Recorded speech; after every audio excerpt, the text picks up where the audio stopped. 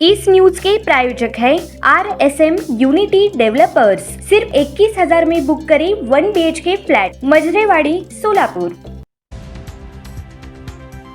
सध्या महापालिकेची रणधुमाळी सुरू असून डिसेंबर अखेर जिल्हा परिषद पंचायत समितींचा बिगुल वाजणार आहे। आता मकर संक्रांतीपूर्वी मुख्यमंत्री माझी लाडकी बहीण योजनेतील लाडक्या बहिणींना एकूण 3 हप्ते म्हणजेच 4,500 रुपये मिळणार आहेत। त्यातील नोव्हेंबर महिन्याचा लाभ पुढील आठवड्यात जमा होणार आहे। तसेच मकर संक्रांतीपूर्वी डिसेंबर व जानेवारीचे 2 हप्ते म्हणजेच 3,000 रुपये देण्याचेही नियोजन सुरू असल्याचे वरिष्ठांनी सांगितले।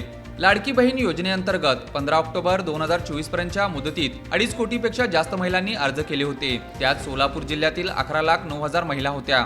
विधानसभेच्या आचारसंहितेपूर्वी सर्व अर्जांची पडताळणी अशक्य होती, त्यामुळे कागदपत्रांच्या आधारावर पात्र लाडक्या बहिणींना सुरुवातीला लाभ देण्यात आला। त्यावेळी सोलापूर जिल्ह्यासाठी दरमहा 166 कोटी 35 लाखांचा निधी लागत होता। निकषानुसार झालेल्या पडताळणीत सोलापूर शहर जिल्ह्यातील 2 लाख लाभार्थी महिला अपात्र ठरल्या आहेत।